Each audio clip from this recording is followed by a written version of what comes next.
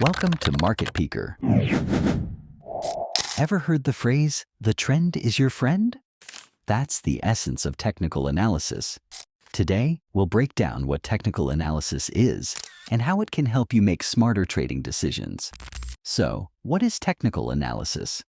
It's a method of evaluating market trends by analyzing price charts, patterns, and indicators.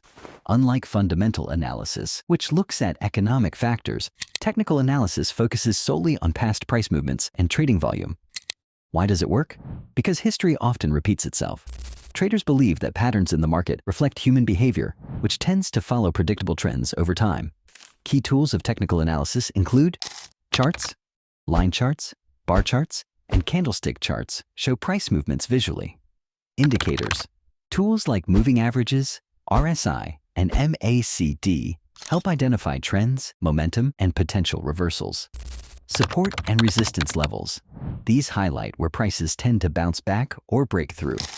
Who uses it? Day traders, swing traders, and even long-term investors rely on technical analysis to time their trades. It's like reading the market's mood to find the best opportunities.